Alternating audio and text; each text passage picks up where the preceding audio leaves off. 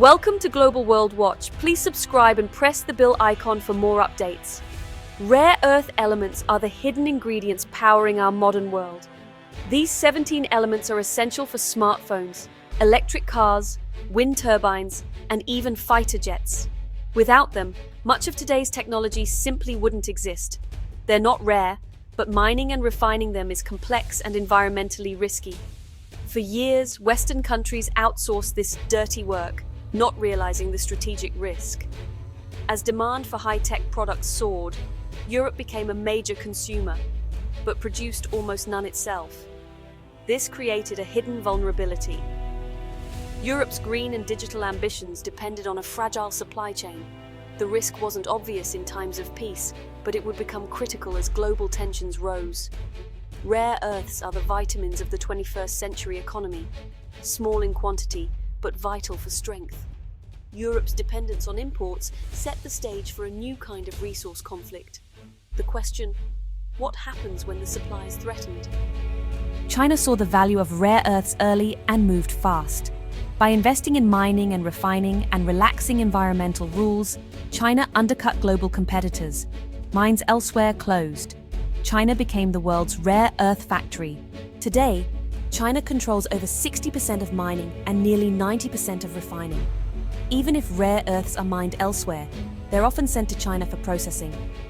Europe now imports over 98% of its rare earths from China, a staggering dependency. For years, this worked cheap materials, smooth trade, but it left Europe's industries, automotive, defense, tech, vulnerable to Beijing's decisions. In 2010, China cut exports during a dispute with Japan, sending prices soaring and exposing the risk. Europe took little action, hoping stability would last, but when the next crisis hit, Europe was still unprepared. Control over rare earths became a powerful geopolitical tool. The world was about to see just how much leverage that control could bring. In the Dutch town of Veldhoven, ASML builds the world's most advanced chip-making machines. These extreme ultraviolet lithography (EUV) systems are essential for producing cutting-edge semiconductors. ASML is the only company on Earth that can make them. The US, China, and Europe all need ASML's machines to lead in AI, 5G, and supercomputers. To maintain a technological edge, the Dutch government, pressured by the US, restricted exports of ASML's top machines to China. This put the Netherlands at the center of a global tech struggle. ASML was caught between powerful allies and a massive Chinese market. The West hoped that by controlling the tools, they could control the future of chips. But this strategy overlooked a key weakness: China's grip on rare earths. The chip war wasn't just about who had the best machines, it was about who controlled the entire supply chain. Europe's technological strength was real, but its resource vulnerability was about to be tested. The next move would come quietly, but its impact would be seismic. China's response to export controls wasn't loud. It was subtle and strategic. Instead of an outright ban, China used bureaucracy to slow rare earth shipments to Europe. Export licenses took longer. Shipments faced new inspections, and paperwork piled up. European factories suddenly faced delays and uncertainty. The just-in-time supply chain began to break down. Even small disruptions in rare earths rippled through Europe's high-tech industries. Suppliers to ASML and chipmakers struggled with shortages of key materials. This quiet squeeze was a new kind of economic statecraft.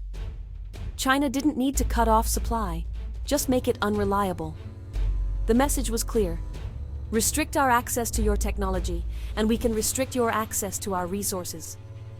Europe's vulnerability was exposed, and the cost of dependency became painfully clear. The battle for control was now being fought in the shadows of the supply chain. Europe learned a hard lesson. Advanced technology isn't enough if you don't control the materials behind it.